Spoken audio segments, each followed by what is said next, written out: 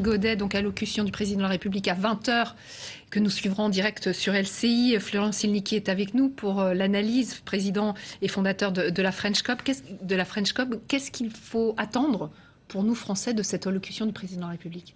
D'abord, il faut remarquer que cette allocution, elle est extrêmement forte, et ce qui nous le démontre, c'est qu'il est extrêmement rare dans l'histoire contemporaine que le président de la République entame une allocution solennelle à 20h en plein mois d'août. C'est dire si l'Élysée a envie de faire de ce moment un moment particulièrement important. Il y a ici d'abord un double enjeu, évidemment faire face à ces terribles images d'un peuple en détresse, face à ses futurs bourreaux, mais il y a aussi la volonté d'abord de répondre à un enjeu intérieur, celui de se poser en tant que président de la République comme garant des intérêts français, et puis montrer qu'on a envisagé le pire qui est à venir en termes d'immigration, en termes de sécurité et toutes les difficultés qu'il faut anticiper. Emmanuel Macron va donc devoir démontrer et expliquer aux Français ce qu'il compte déployer pour les rassurer et pour protéger ses intérêts français. Puis il y a un enjeu extérieur, c'est poser le leadership de la France et d'Emmanuel Macron sur le terrain extérieur. On sait que la Constitution confère au président de la République un rôle essentiel constitutionnellement en termes de politique étrangère. Il s'agit pour Emmanuel Macron